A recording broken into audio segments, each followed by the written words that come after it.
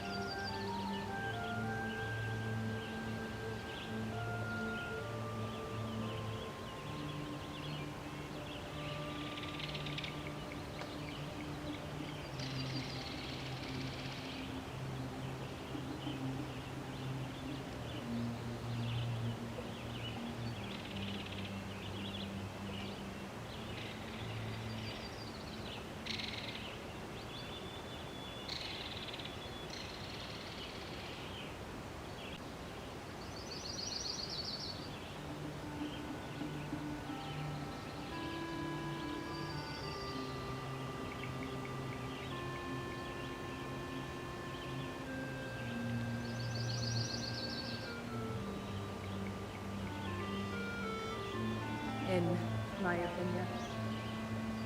What do I mean by systemic failure? Failed by a system, failed by legislations, failed by protocols. Put into a box when you're a human being. Nobody is a tick box exercise. When I say Paris, I don't mean the fucking country. First hand experience of that. I'm a whistleblower. Been a whistleblower for quite some time. It's not anything new. It's just I don't tend to advertise it. But I am. Why am I a whistleblower? 1, because I've been failed by the system. 2, because I'm watching it swallow my own child. And 3, because I have a furious rage inside me for injustice. As though I've lived it before, but I feel this is my last rodeo. This is the end of the karmic cycles, and I'm glad, because I'm tired. And if people were more honest with themselves, or more honest outwardly, they would probably say the same thing. But they too are also tired. Ruben, a soul tiredness. So I'm glad this is my last rodeo. You're presented with a patient. Patient has had suicide ideation, meaning suicidal thoughts, for over 20 years. In and out of voluntary, involuntary sectionings. Addiction issues, alcoholism, which is quite acute when you're dealing with something like that because it's dual diagnosis. The system doesn't like dual diagnosis. That then means they have to treat, not pathologize. That kind of system. Said person presents and says that they're going to end their own life. What happens? They run through the Paris system. Are they in immediate danger or threat, or are they a burden to the system? 24 hours later, they're hanging from a banister. Systemic failure. When you challenge said system, you sit in a room full of suits and boots, corporate wankers, is the truth. Maybe not all of them, but most of them. Let's go, big boy. And they gently tell you, well, it was their choice. Was it though? Was it really? Or were they not failed by a system designed by a system which is working as it should? Isn't a case of choice. It's a case of the support is non-existent. What happens then? You then have to digest that. So what do you do with that? Do you let it become all-consuming and bitterness? Because poison will poison you. Or do you channel it, meaning you alchemize it, and you put it to better use? So all that fury, all that rage, all that anger then becomes drive for change. That's alchemizing things. That's what I am, an alchemist. When we think about discipline, a lot of people, if you ask them, will associate discipline with getting up, going to the gym, good food regime, blah, blah, blah. Discipline is so much more than that. It's about learning to control your emotions, regulate your nervous system, face things head on. Many people don't like confrontation. Does that make them people pleasers? A little bit. Not a little bit, no, it does, for some.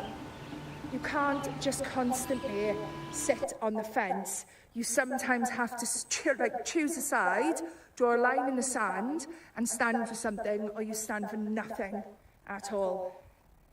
And my line is, I am done being silent. I am done holding other people's shit. I am done. I'm watching the system kill my child. So what am I seeing as a mother? Okay, so we'll break it down for you.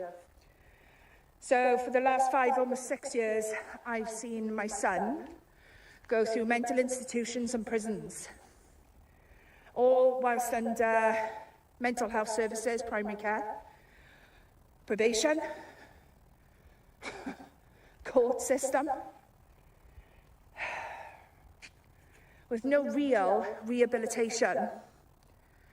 Each time he is given medications, then they're withdrawn.